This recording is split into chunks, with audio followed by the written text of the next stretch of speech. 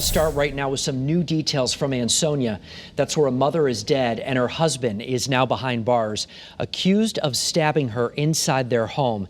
It's a story we first brought you last night as breaking news on Eyewitness News at 11. Channel 3 New Haven Bureau Chief Matt McFarland has been on this story all day long. He's joining us right now with what police are calling a domestic violence incident. Matt, what are you learning? Yeah, Mark and Aaron, Ansonia police tell us it was a chaotic scene inside the kitchen in this first floor apartment behind me. Now, 3 young children are without their mother, and their father is currently behind bars as this case goes forward. I want you to take a look at a photo.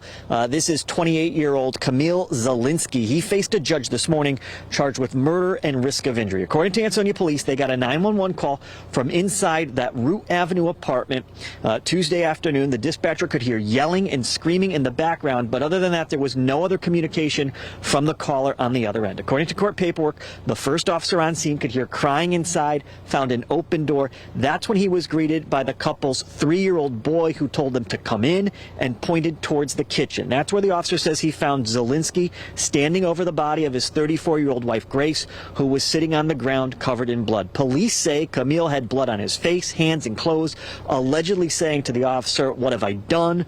Shoot me. Why did I do this? Please stay alive."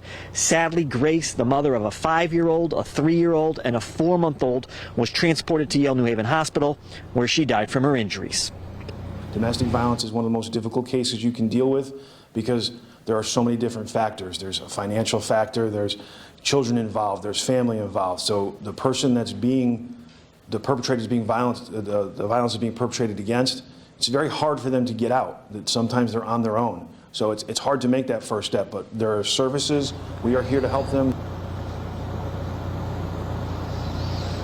Now, Kamil Zielinski is being held on $1 million. He's due back in court in 2 weeks. Now, while police say they were never called to this apartment behind me for an issue between the husband and wife, we're told neighbors had heard the couple arguing before. That part of the story coming up tonight on Eyewitness News at 5. We're live with the mobile newsroom in Ansonia. Matt McFarland, Channel 3 Eyewitness News.